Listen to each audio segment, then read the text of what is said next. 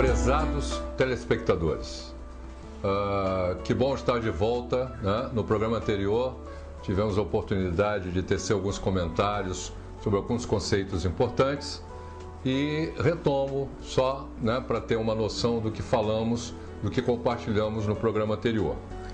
Nós falamos de conviver, né, e que efetivamente acontece com o conviver.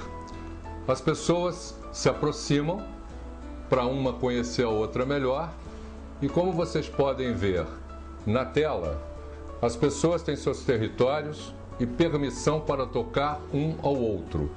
Ou seja, como vocês podem ver no desenho, o círculo de ação, tá, da pessoa A está tocando o círculo de ação da pessoa B, mas ainda não há concessões, ainda não há a interseção, ainda não há o conhecimento no qual vai se estabelecer a zona de conflitos, que é o nosso foco, porque aí é que efetivamente nós temos que nos preocupar da maneira como vamos iniciar um convívio com a pessoa, ok?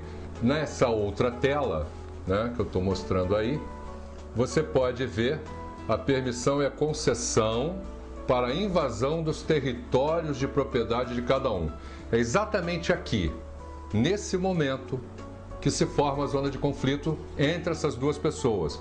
E essas duas pessoas vão ter que conviver com essa, vamos dizer assim, situação, né? Entendendo diferenças, entendendo adversidades, entendendo momentos em que um não pode invadir o espaço do outro, porque o outro definitivamente não quer, né? Não é o momento de aceitação. Então, tudo isso nós vamos trabalhar bastante em características que eventualmente vão colaborar para que isso aconteça da forma mais saudável, tá? E como vocês podem ver, tem aí a interseção entre a pessoa A e a pessoa B, né? Os territórios, os raios de ação, e tem a zona de conflito representada aí à direita, que é a interseção, ou seja, a área de permissão e concessão e invasão de espaço autorizado. Ok, mas como eu havia dito antes de nós falarmos sobre as características que são positivas, que são saudáveis, nós vamos falar um pouco do que nos é negativo, ok? E de que forma isso influencia a nossa postura, o nosso comportamento ao estar convivendo na sociedade. Então vamos ver. Primeira coisa que a gente pode estar aqui citando, não é? É o medo do outro. Interessante, não é? Mas, de um modo geral, temos uma característica interna nossa que temos que trabalhar, que é o medo do outro. Medo de quê? Medo de ser enganado. Quem nunca foi? Medo de ser prejudicado. Quem nunca foi? Ou abandonado. Já que são coisas que sempre estiveram presentes ao longo das épocas, né?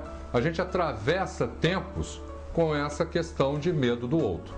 Mas como eu disse, nós vamos falar muito rapidamente do que nos é negativo, apenas para uma referência. Em função dessa aprendizagem, muitos tendem a manifestar esses temores, o que sem dúvida leva ao retraimento afetivo.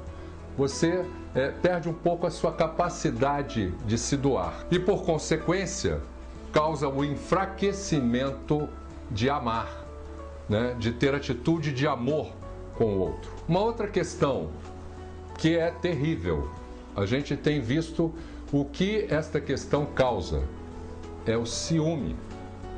O ciúme é extremamente negativo, é extremamente prejudicial. Essa coisa de dizer que ciúme, não é, significa amor, pensa melhor, não é bem assim. Pode ser que até um certo ponto, sim, porque valoriza a pessoa. Mas cuidado. Nos filmes e nas novelas, tomaram conta da sociedade. Não há filme, não há novela que não foque muito essa questão, ok? Não se trata aqui da preservação pura e simples do amor de alguém. E nem o desejo de receber a fidelidade do companheiro ou companheira no amor carnal. É uma questão de atitude, né? É uma questão de como você se coloca diante desta característica tão negativa que é o ciúme. e sim o ato compulsivo de ter sempre a afeição exclusiva do outro. Por quê?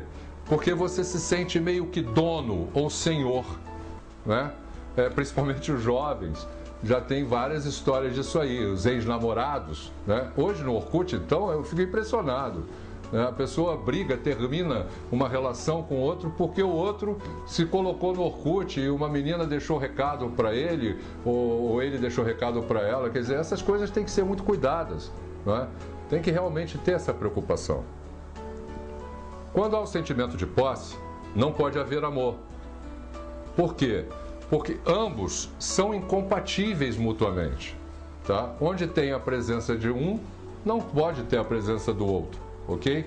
Já que amar implica em doar-se. Isso é fundamental, ok? E isto é diametralmente oposto a possuir. Posse não tem nada a ver com amor. Bem, vou concluir o programa de hoje falando um pouco da inveja, tá? Ou seja, o desejo de superação, porque na medida que um quer superar o outro, estabelece o conflito, que é a antítese da harmonia. O conflito é exatamente o oposto à harmonia, ok? Agora veja, esse estado de espírito é na verdade uma manifestação do sentimento de inferioridade, tá? Pois quando se acredita nas próprias capacidades, não há lugar para inveja. Você não precisa se preocupar com isso. Você confia no seu potencial. A solução, né, quando a pessoa tem algum sentido de inveja, está no indivíduo conhecer-se melhor, identificar potencialidades e, com isso, passar a acreditar mais em si. Ao invés da presença de competição, da presença de interpretação de concorrente, não é? Ele vai perder muito tempo com questões que não levam a nada, não constrói, só destrói. Então, a humanidade, poucas vezes, né, que vive uma questão dessa, é beneficiada. Ao contrário, isso é maléfico, ok?